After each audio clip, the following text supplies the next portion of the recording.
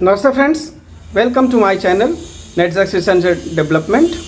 Friends, today we will discuss about the evolution of Constitution of India. Indian Constitution is regarded as one of the best ever made constitutions in the world. It is one of the lengthiest constitution in the world and one of the most detailed constitution. Today first we will discuss about the brief background, the basic background which has contributed to the making of the Indian Constitution.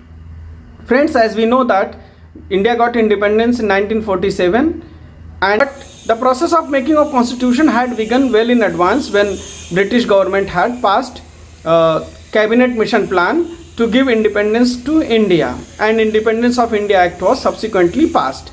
But prior to this there were a lot of acts, rules that British had made in order to run the administration in India, which has later on become a part of Indian Constitution. We know that Sir Thomas Roe came to India in 1608.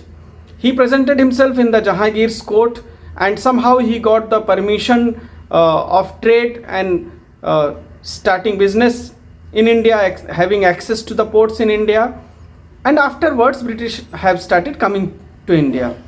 East India, hence they kept on engaging and getting involved into the local administration, into the feuds between local rulers and taking side of either one or another, and they started stabilizing in this way.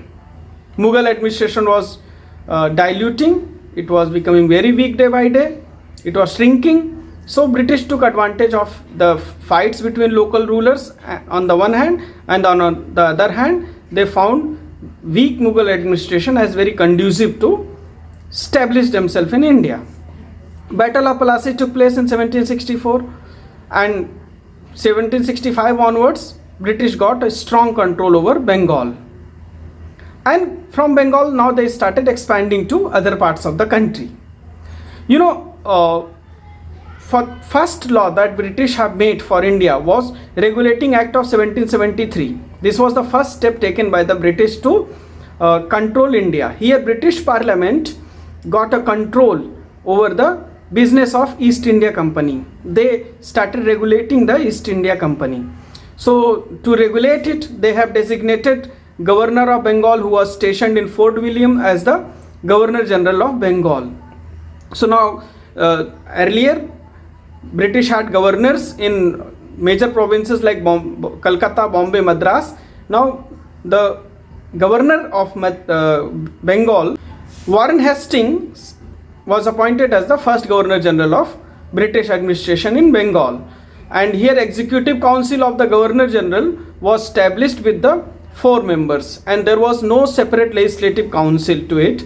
These 4 members they had all the powers of legislature as well as executive.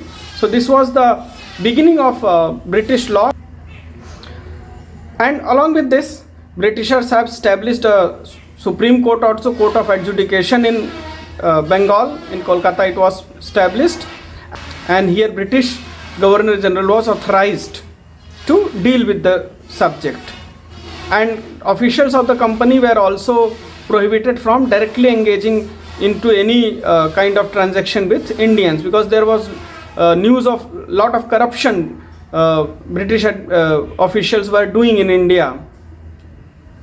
After this, in 1784 Pitt's India Act was passed.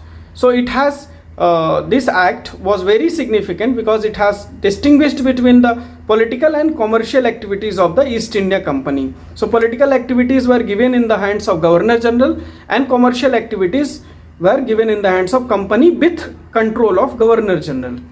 And here it has reduced the strength of Governor General's council from 4 to 3 members. So to make governor more powerful, the strength of council was reduced from 4 to 2 members, and also in case of voting, odd and even number, or those even number of 4 was not suitable, so they made it 3. And now company's territories were called as the British possession in India. The territory, the property which British government controlled in India now were regarded as the British possession in India, and Governor's Council were also established in Madras as well as Bombay province with 3 members each.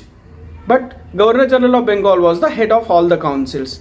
Then in 1830, British had passed another Charter Act, and this has terminated the monopoly of East India Company. So now East India Company's monopoly was over. Understand this, from 1784 to 1830, British took a long time, almost 40 years long time, to understand the system. Then they started expanding. Then another important act was Charter Act passed by the British. Here Governor General of Bengal became the Governor General of India. By this time, by 1833, British had conquered almost all small princely states, all the feudatories, and become very strong. So in 1833, now Governor General of Bengal was renamed as the Governor General of India. Lord William Bentinck was appointed as the first Governor General of India, and this was probably the final step towards centralization of administration as well as politics in India. Before that, it was completely scattered and decentralized. So see how Britishers were penetrating into Indian administration, how they were gradually controlling India as a country and making the law subsequently. To back their administration, they kept on making rules, laws and regulations. So this act has ended the activities of East India Company as a commercial body. Then in 1853, another Charter Act was brought in. Here the legislative and executive functions of Governor General's Council were separated. So British administration had expanded and now they had lot of activities. Therefore the council, executive as well as legislative council, were separated. Now 6 members in the Central Legislature Council were appointed. 4 out of 6 members were appointed by from the provincial government of Madras, Bombay, Bengal and Agra, and remaining 2 members were appointed from the governor's choice. Now it has also introduced open competitive system for the recruitment of civil servants in India. Before this, civil servants would be recruited in England and they would be brought here, but now open recruitment system was introduced. However, Indians were till now 1853 not allowed to sit for this exam. Then we know that in 1857 revolution took place. It was first war of independence for India. For British historians, it was Sepoy Mutiny. For Indians, it was the first war of independence. And probably by all the measures of judging any revolution, if you go on understanding it, it was a revolution against the British administration, against the British Empire. After the revolution, British government was in shock. So now they started pondering upon how they can run administration better in India and how they can be in better control and become more strong. So a Crown Act of 1858 was passed, which is also known as Government of India Act. So here the rule of company was completely replaced with the rule of crown in India. So British Crown had actually annexed India as its territory, politically as well as administratively. They had formed a Council of India which had 15 members. It was headed by the Secretary of State. A minister from British cabinet would be the head of the council. Governor General was renamed as the Viceroy of the country and as the agent of British Crown in India. Lord Canning was appointed as the first Viceroy of India. And after appointment, the Board of Directors and Court of Directors was completely abolished from India. And in 1861, India Council Act was introduced. It introduced for the first time Indian representation, like various institutions, Viceroy's executive plus legislative council, in which the most important thing was 3 Indians entered the council for the first time. So in 1861, British allowed Indians also to enter legislative council, and legislative councils were also established at the center as well as in provinces, that is states. It had provided that the Viceroy's executive council should have some Indians as non-official members while transacting the legislative businesses. In order to gain confidence from Indians, support from Indians, British have started putting in all these tactics to induct Indians into the Legislative Council of Viceroy.